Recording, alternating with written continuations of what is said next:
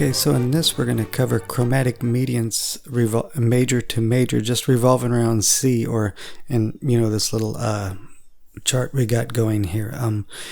Remember, these videos are not about piano playing. These are about how to use this musical theory and methods of composing, and we're just going to use chord tones in this video. We're not going to use any scales or anything. So and the reason I'm doing just these shifts instead of within key is because I want to clear people's minds of the old style kind of rules where, if you use a chromatic mediant within the key of C, like an E flat, that would be a borrowed chord. So we're not going to do that. We're going to first just kind of shift you away from traditional thinking, and we're going to use all these chords. And we have no specific key in mind. We're just going to use chord tones on everything we do here. Very simple stuff. So, as an exercise, you might want to learn, take every major chord and, just learn all the major chromatic mediants that revolve around that specific chord. And do that exercise with all 12 major chords. So another thing you want me to do is do inversions like C root position to the A third and first inversion, to A flat first inversion, C, E flat second inversion, E second inversion, and then move it up starting on the third of the C. C first inversion, A second inversion, C first inversion, A flat second inversion, C first inversion, E flat, C first inversion, E, and then move it up to the fifth of C as the lowest note, and C second inversion, A root position, C second inversion, A flat root position, C second inversion, E flat first inversion, E first inversion. And it's good to memorize all inversions. So what I might want to start doing is just revolving around maybe the C and just use chord tones.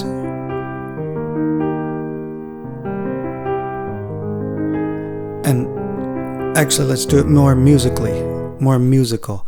Try to do it musically. So we'll go C, A, C, E flat, C, A flat, C, E. So you could create pieces of music literally with chord tones. That's very Hollywood-like in a lot of situations. So let's start on the E and do something. Let's just make up another one with just chord tones. You could actually create a lot of music like this, just chord tones.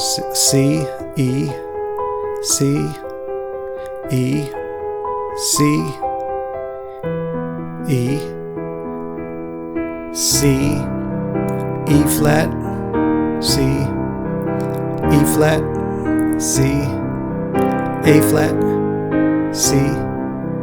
Let's do something like this. Go E first, a second inversion, C, E second inversion, and just pulsing on that common tone. This is a good reason to learn inversions.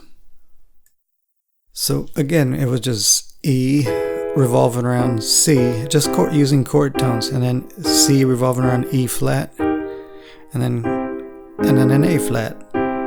And then back to E, revolving around back and forth between C. So very simple stuff. And we're just using what we have written down here.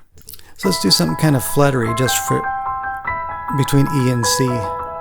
C, now A flat, C, A flat, C, A, C. So you could do little fluttery effects like that, and it would sound really cool sped up, or even at that speed. And these things necessarily don't have to be on piano. So let's do something else with that same kind of thing. So maybe we'll use just two chords, C, A flat, C, A flat. So kind of a falling effect. just ideas to give you using just chord tones. So you notice these major to major chromatic medians kind of have like a mysterious magical effect. That's why film composers love them so much. So we could do something like this. Walking through inversions in the lower end.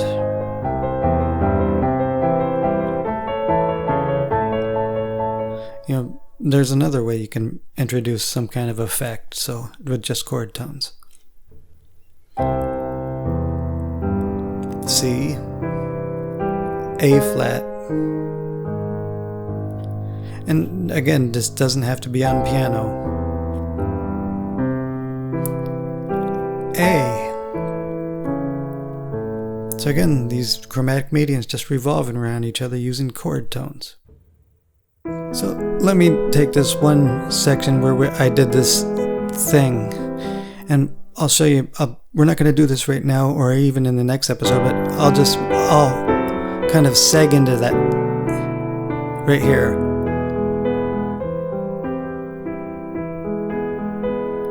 I'll use some non-chord tones.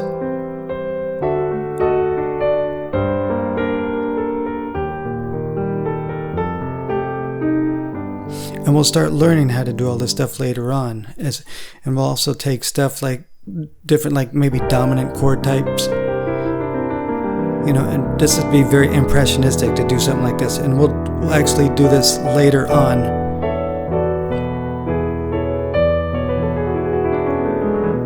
Okay, so we're going to learn what kind of scales to use, what kind of upper extensions produce what kind of effect, what kind of all these things, what this effect these scales play. Like something like that last one, it was dominant to dominant, so it had a very impressionistic kind of feel. So we're going to go ahead and start using scale tones from major to major, and then we'll move on to minor and all that stuff. And then near the end, we're going to start using these within key. So chromatic medians within key. And I'm saving that for last because I'm trying to break your habitual cycle of trying to use the major and minor system. So we're just using chord tones and chromatic medians. And that's a good place to start.